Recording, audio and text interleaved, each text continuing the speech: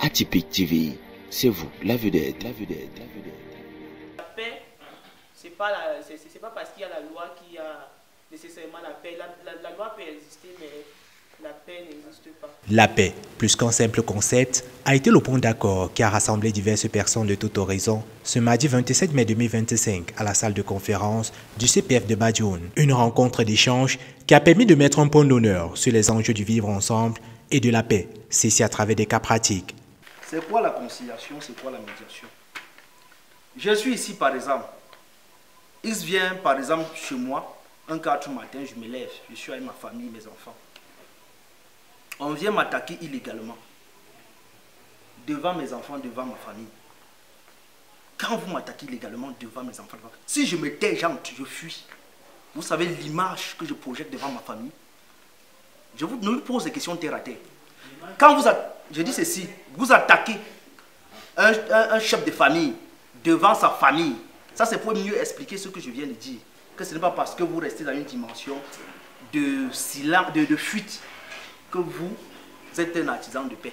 Un rassemblement qui a démarré par une présentation générale des participants a été une aubaine pour ceux qui ont pu toucher du doigt les différents mécanismes de résolution pacifique des différends. Je suis émerveillé de recevoir un ONG qui parle de la paix, qui parle de la réconciliation et qui rassemble les personnes de tout horizon de la République du Cameroun. I was invited here for this seminar on peace building and reconciliation. What I expect from this seminar, like at the end of this seminar, is to learn on peace building, acquire much knowledge on peace building, reconciliation, and living together. With that, now I can go back to my community and bring them the feedback of the seminar. C'est en effet sous le thème « L'engagement de la jeune fille et de la femme pour la paix durable et la réconciliation en Afrique centrale, notre responsabilité collective » que s'est déroulée cette phase 2 de dialogue et de formation qui a fait au sortir de là de tous les intervenants, des ambassadeurs de ce concept, dont est jaloux le Cameroun. I'm happy to attend this seminar. And this seminar, it teaches a lot. When I go back, all the IDPs around our area, we share with them.